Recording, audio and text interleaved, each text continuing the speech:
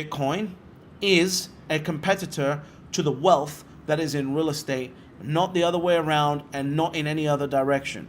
At the end of the day, our jobs as capital allocators is to look at particular assets and say, is that bucket better than this bucket, right? So if you've got $100,000 or whatever it is, you're now looking at the market going, do I put it into gold, equities, or real estate? And now another bucket has shown up called Bitcoin, presenting itself to be the best one out there. You don't really understand it, but so of course you're going to say, yeah, maybe I'll stick to the real estate because that's what everyone else does. Gold has been eradicated, right? Not many people are allocating to gold anymore. No new money is going into gold anymore, so that's been taken care of. It's really equities, real estate, and Bitcoin that we need to focus on. And for the next week, I'm going to focus on real estate and Bitcoin. But I have a real estate background, so I know all of the pitfalls. And the best argument for real estate up until now has been cash flow. And here's what's going to happen, by the way. If you believe that people got into real estate in order for the cash flow side of it, and that's why the asset appreciated, what the hell do you think is going to happen when people realize that institutions realize that they can cash flow their Bitcoin using derivatives because now there's an ETF? They don't need to worry about the geographical risk of buying properties in Orlando. They don't need to worry about the geographical risks of buying their properties in Miami. They don't need to worry about any government issue risk or any future interest risk. Like, people just don't want to move to Miami anymore, right? That could happen. That could happen. The only reason the prices went up is people wanted to move there. What if LA tomorrow turns around and says, right, we've just come to our senses, our state taxes are going down to zero, and we want people to come back? What happens to your Miami real estate that you're buying right now? Right? All of these are hedges that you've got to make in your mind to analyze which bucket do I put my wealth into.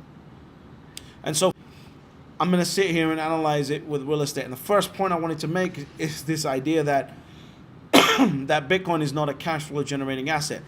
And up till now, people have been right. But you cannot look at your investments and say, I'm just going to do this today, and then if tomorrow I'm going to shift. You have to analyze the future, and that's what's going on here. And Bitcoin becomes a cash flow generating asset the second an ETF comes out, because you can finally use the derivatives products that are out in the market. You don't need to trust no one. You don't need to trust BlockFi. You don't need to trust Celsius. You don't need to trust FTX. You can just trust the function of the market that has been around for hundreds of years. And that is the way that institutions will generate a cash flow through Bitcoin. They will be selling covered calls on their Bitcoin.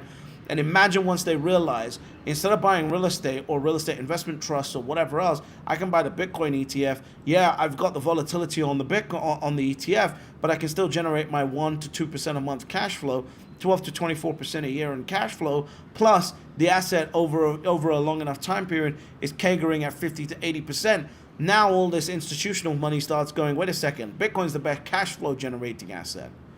And I also don't need to worry about geographical risk. I don't need to worry about maintaining that property. I don't need to worry about any carry costs of owning that property. I don't need to worry about local taxes, nothing. All I got to do is buy the Bitcoin ETF, sell the covered calls against it. I got my 12 to 24%. I got the Bitcoin compounding at 50 to 80% on an annual basis.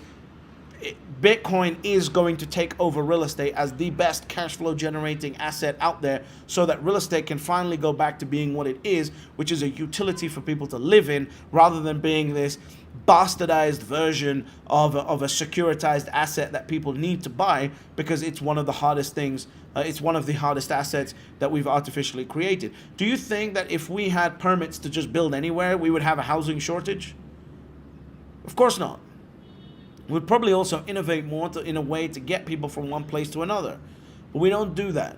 We have permits, we have regulators, we have people in place to constrain the supply of housing in order to keep the prices up, so that we can print enough money, and so that printed money can lock into property and stay in the country.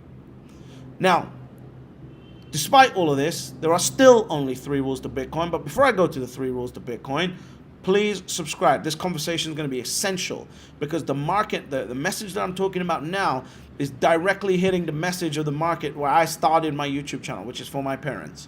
Bitcoin is better than real estate, so please subscribe to the channel. Please send and share these videos out to the people that you know need to hear this message the most.